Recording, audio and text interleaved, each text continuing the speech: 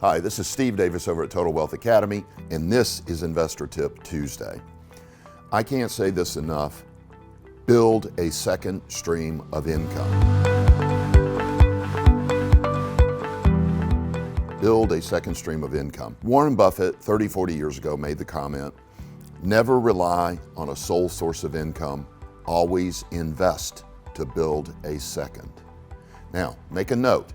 He was talking about income producing assets, not speculating in the stock market or with gold and silver or crypto. Those things don't produce cash flow. That's not what Buffett was talking about.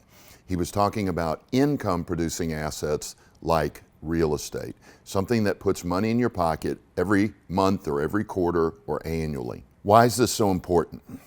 It's because this is the path to eventual retirement. If you look at the 5%, and yes, only 5% of Americans are able to retire by age 65. If you look at that 5%, almost all of them have second streams of income, some of them third, fourth, and fifth streams of income. It's the effective way to retire. The strategy of saving your way to retirement is just not working. That's what 95% of people try to do. They try to save their way to retirement. And 95% of Americans are failing to retire by age 65. People are not aware of this, but to have $10,000 a month in income when you retire, you have to save $3 million. See, people don't do the math. They don't think about it. They're not studying it to figure out what it takes.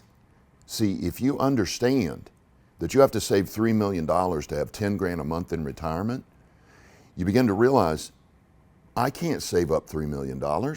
I'm never going to be able to retire. Do you realize it only takes $600,000 to produce $10,000 a month investing passively?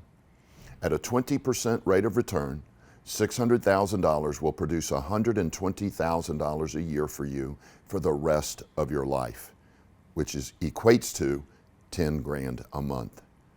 The other reason I love this point is my quality of lifestyle throughout my life has been insane, just insane.